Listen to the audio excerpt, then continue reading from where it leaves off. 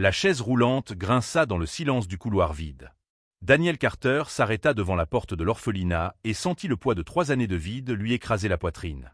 À 28 ans, il avait bâti un empire technologique évalué à des milliards, mais rien de tout cela n'avait plus d'importance depuis le jour où il avait enterré sa jeune sœur. La directrice de l'orphelinat Horizon Ouvert l'accueillit avec un sourire professionnel qui n'atteignait pas ses yeux. Elle connaissait déjà ce genre d'homme, riche, ennuyé, cherchant à combler des vides avec une charité passagère. « Monsieur Carter, c'est un honneur de vous recevoir. Nous avons préparé une sélection de nos enfants les plus adaptés pour. » « Je ne suis pas venu choisir comme si j'achetais une voiture, » l'interrompit Daniel, d'une voix plus dure qu'il ne l'aurait voulu. « Je veux rencontrer les enfants que personne ne veut. » Le silence qui suivit fut lourd. La directrice ajusta ses lunettes, observant ce jeune homme au costume impeccable et aux yeux bien trop fatigués pour son âge. « Alors vous devez rencontrer Esha. » La fillette était seule dans le jardin intérieur, dessinant quelque chose dans un vieux cahier. Elle avait 8 ans, la peau noire luisante sous le soleil de l'après-midi, des tresses colorées attachées avec des élastiques usés. Son fauteuil roulant était vieux, avec une roue légèrement tordue. Daniel s'approcha doucement. Elle ne leva pas les yeux. « Bonjour. Je m'appelle Daniel. Je sais qui vous êtes, » répondit-elle d'une voix douce mais assurée. « J'ai vu votre photo dans le magazine que tante Laura a laissé dans la salle. Vous faites des ordinateurs ou quelque chose comme ça. » « Plus ou moins, » dit-il en souriant pour la première fois depuis des semaines. « Je peux voir ce que tu dessines ?» Esha leva enfin les yeux vers lui. Ses yeux étaient profonds, pleins d'une sagesse qu'aucun enfant ne devrait porter. « Pourquoi êtes-vous vraiment ici ?» La question le désarma complètement. Daniel s'accroupit pour se mettre à sa hauteur, sentant ses genoux protester contre le ciment froid. « Parce que j'ai perdu quelqu'un d'important. Et depuis, tout me semble vide. Moi aussi, j'ai perdu des gens importants, » dit Esha en refermant son cahier. « Mais les gens qui viennent ici ne veulent pas entendre ça. Ils veulent un enfant qui sourit et qui soit reconnaissant. Je n'ai pas besoin que tu souris. Alors vous êtes différent de tous les autres ?» Daniel hésita. C'était exactement ce qu'il pensait, jusqu'à ce que 3 familles la ramènent à l'orphelinat l'année précédente. Mais la directrice ne le lui avait pas encore dit. « Je ne sais pas si je suis différent. Mais je veux essayer. » Esha le regarda en silence pendant un long moment. Puis elle ouvrit son cahier et montra le dessin. Une maison avec des fenêtres éclairées et une fillette sur le seuil. Mais la fillette était seule, regardant une voiture s'éloigner. « Ça finit toujours comme ça, » dit-elle d'une voix sans émotion. « Les gens arrivent avec des promesses. Ils disent qu'ils vont m'aimer, que le fauteuil n'a pas d'importance, que j'aurai enfin une vraie maison. Puis ils découvrent que je demande trop d'attention, que j'ai besoin de choses spéciales, que je ne suis pas la fille parfaite qu'ils avaient imaginée. » Daniel sentit quelque chose se briser en lui. Ce n'était pas de la pitié, c'était de la reconnaissance. Il voyait son propre reflet dans ses yeux fatigués. Combien de fois cela est-il arrivé? 3, répondit Esha en tournant la page, révélant 3 dessins identiques. 3 voitures qui s'éloignent. Mais la prochaine fois, je saurai dès le début. Je ne croirai plus personne. Le cœur de Daniel s'emballa. Il y avait quelque chose chez cette fillette qui le touchait d'une manière qu'il ne pouvait pas expliquer. Il ne s'agissait pas de la sauver. Il s'agissait de comprendre qu'ils étaient peut-être aussi brisés l'un que l'autre. « Et si je te promettais de ne pas partir ?» Esha eut un sourire triste qui ne convenait pas à son visage d'enfant. « Tout le monde promet ça au début, Monsieur Carter. Tout le monde. » À cet instant, Daniel Carter prit la décision la plus importante de sa vie. Une décision qui les transformerait tous les deux à jamais. Mais il ne savait pas encore à quel point cette fillette avait déjà souffert, ni le secret que la directrice cachait sur les véritables raisons des retours précédents. Si cette histoire vous plaît, n'oubliez pas de vous abonner à la chaîne et d'aimer la vidéo. Il y a encore bien plus à venir. Daniel retourna à l'orphelinat tous les jours de cette semaine-là. Pas avec des cadeaux coûteux ni des promesses grandioses, seulement avec sa présence. Il s'asseyait dans le jardin pendant qu'Esha dessinait, parfois en silence, parfois en parlant de choses simples comme la forme des nuages ou le goût des différentes sortes de glace. Le 5e jour, elle finit par demander. « Pourquoi vous continuez à revenir ?»« Parce que j'ai promis d'essayer, » répondit-il. « Et je ne suis pas du genre à rompre mes promesses. » Esha le regarda avec cette méfiance profonde qu'elle avait appris à porter. Tout le monde dit ça. C'est alors que la directrice appela Daniel pour une conversation privée dans son bureau. La pièce sentait le vieux café et les papiers accumulés. Elle ferma la porte d'un clic lourd. « Monsieur Carter, je dois être honnête avec vous avant que cela n'aille plus loin, » dit-elle en croisant les bras, le visage tendu. Esha n'est pas une enfant facile. Les 3 familles qui ont tenté de l'adopter ont renoncé pour des raisons très précises. Daniel se pencha en avant. Quelle raison? La première famille l'a rendue après 2 semaines. Il disait qu'elle était rebelle, qu'elle criait la nuit, qu'elle refusait de manger. La directrice soupira. La deuxième famille a tenu 1 mois. Le problème est survenu quand ils ont découvert qu'elle avait besoin de kinésithérapie 3 fois par semaine et d'un équipement spécial. Ils ont trouvé cela trop coûteux et trop contraignant. Et la troisième famille?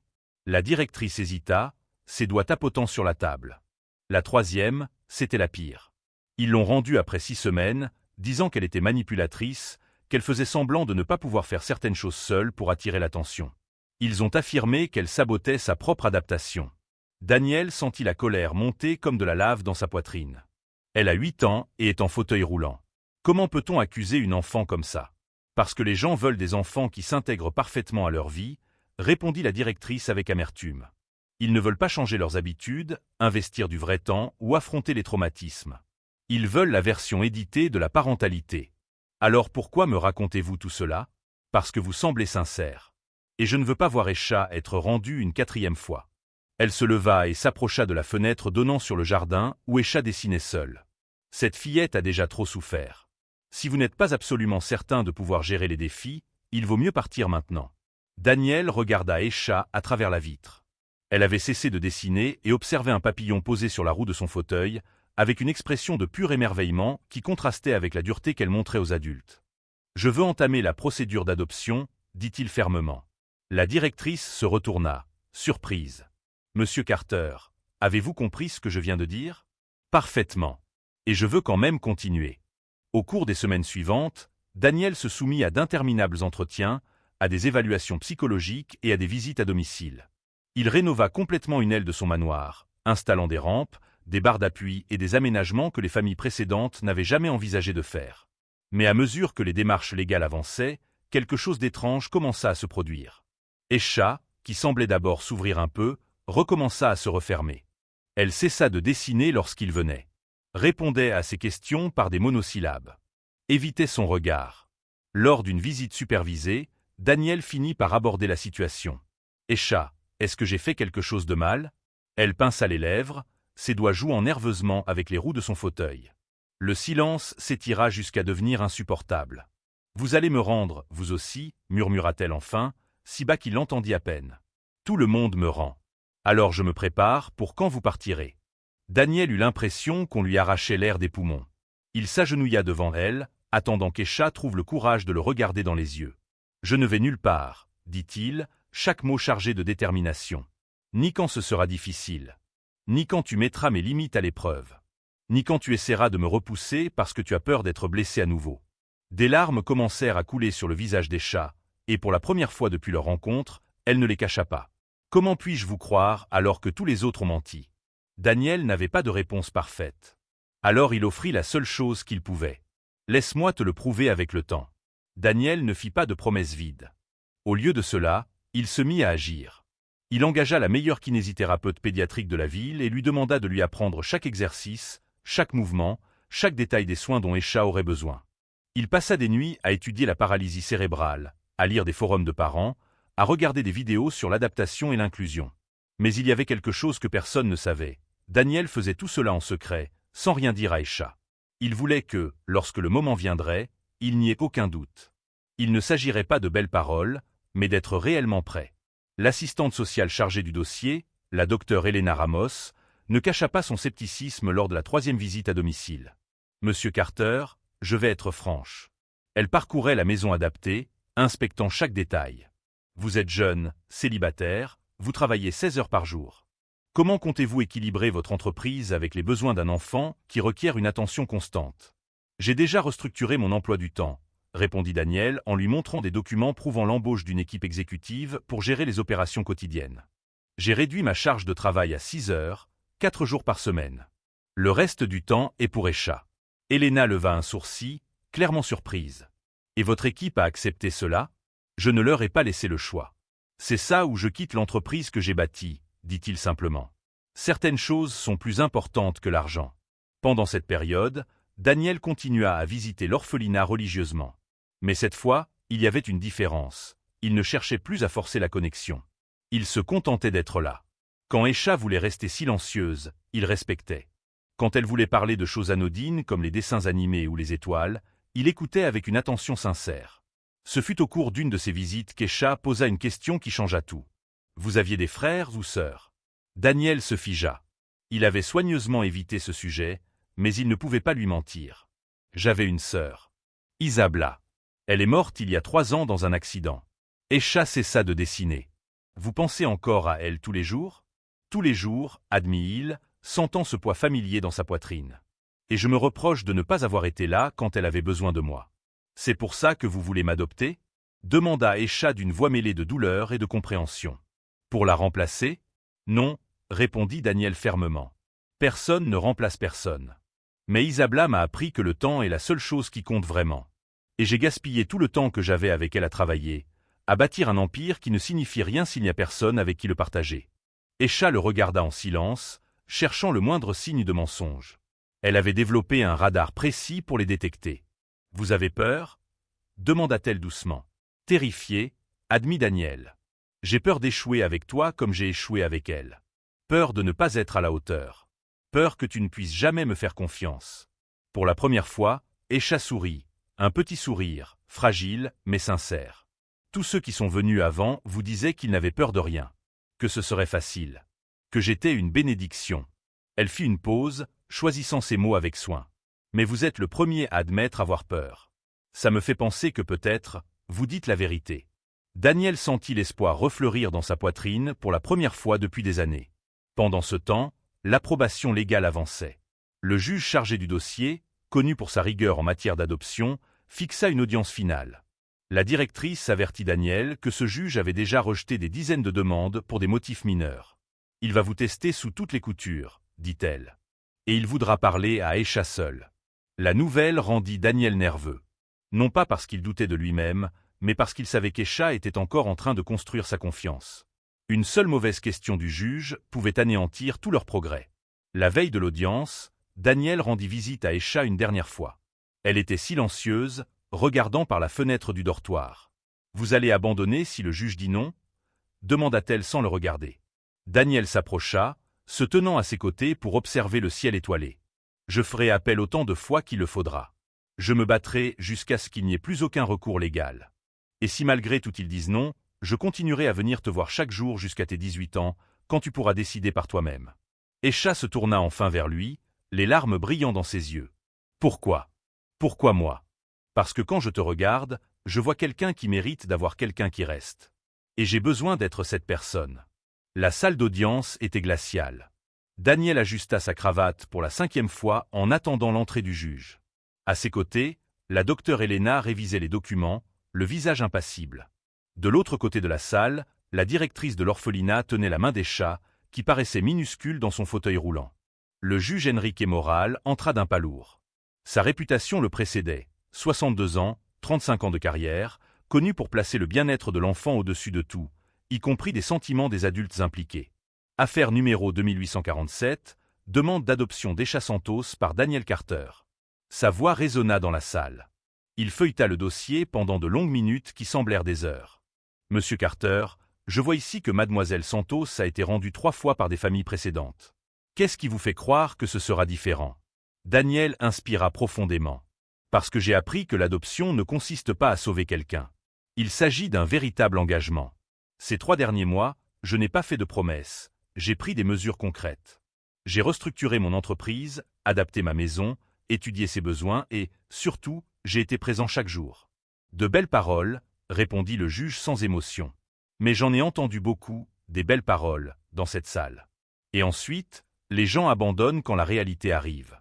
C'est alors que quelque chose d'inattendu se produisit. » Aisha lâcha la main de la directrice et fit avancer son fauteuil, se plaçant entre Daniel et le juge. « Je peux parler ?»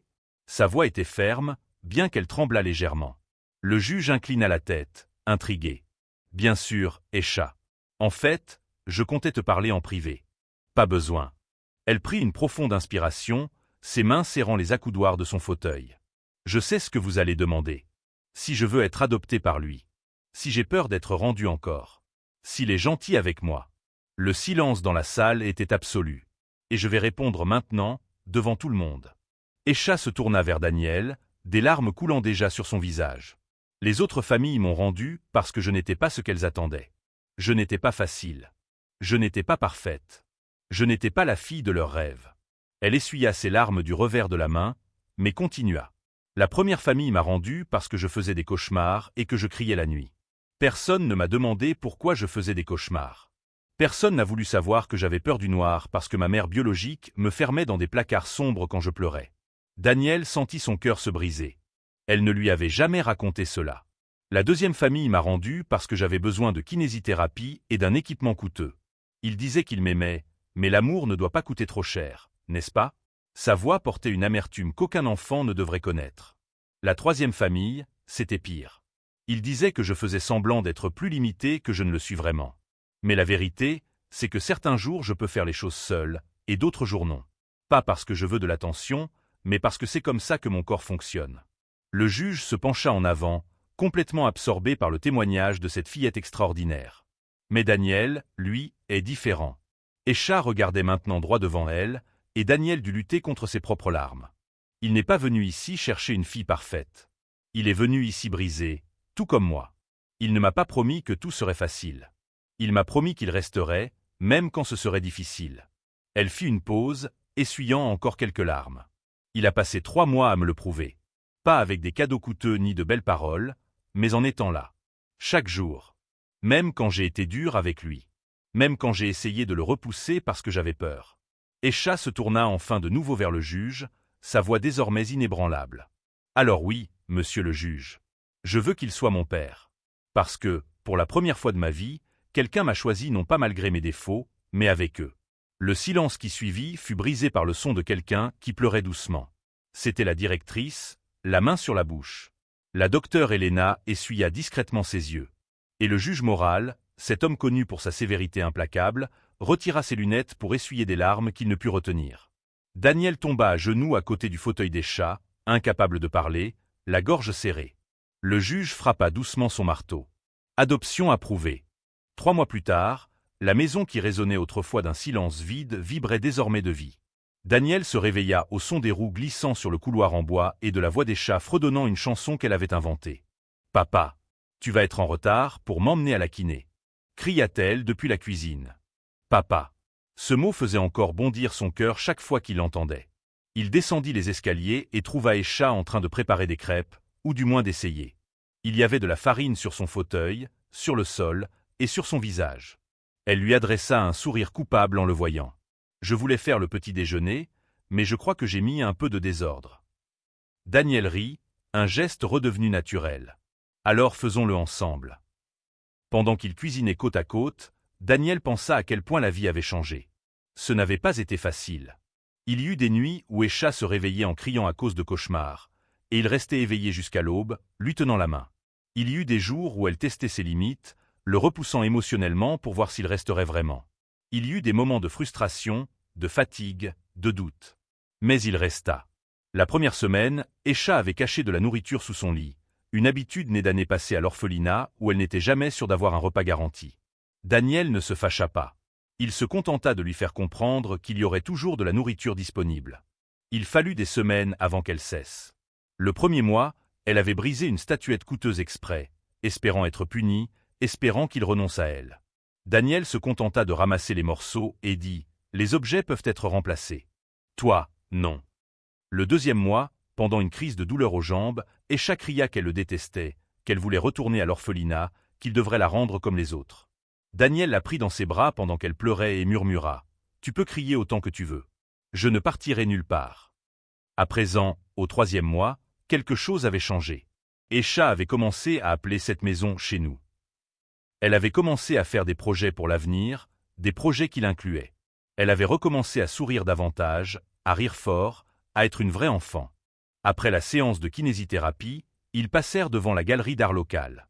Esha s'était découverte une passion pour la peinture, et Daniel avait transformé une des chambres en atelier complet pour elle. « Regarde celle-là » dit Esha en pointant une toile abstraite pleine de couleurs vives. « Un jour, j'exposerai mes peintures comme ça. »« Tu le feras » répondit Daniel avec certitude. « Et je serai au premier rang. » Ce soir-là, alors qu'il l'aidait à se préparer pour dormir, elle lui prit la main avec force. « Papa. » « Oui. » Merci de ne pas être parti.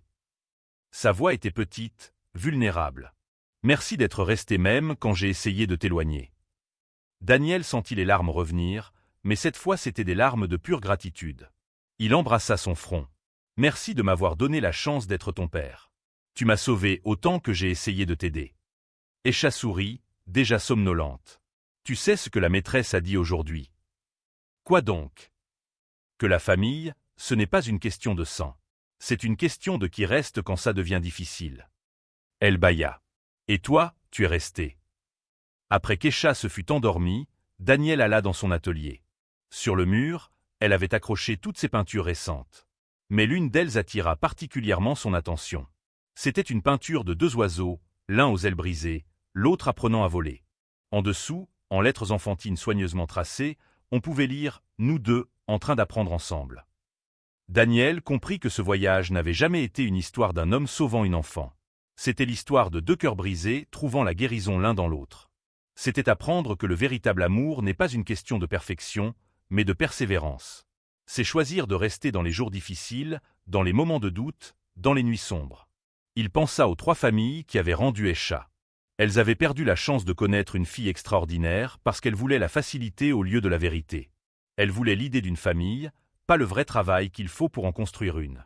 Daniel avait appris la leçon la plus importante de sa vie. L'amour n'est pas un sentiment passager, c'est une décision quotidienne d'être présent, de rester, de lutter. Alors qu'il éteignait les lumières de la maison, il regarda le couloir où la porte de la chambre d'Esha restait entr'ouverte, une veilleuse douce brillant à l'intérieur. Il n'y avait plus de cris dans le noir. Plus de peur de l'abandon. Il n'y avait que la paix. Et pour la première fois en 3 ans, depuis qu'il avait perdu sa sœur, Daniel Carter se sentit à nouveau complet. Non pas parce qu'il avait comblé le vide, mais parce qu'il avait appris que certains vides ne se remplissent jamais. Ils se transforment en autre chose. Si cette histoire a touché ton cœur, abonne-toi à la chaîne et laisse un like. Partage-la pour que plus de gens comprennent qu'une famille se construit avec la présence, pas avec la perfection.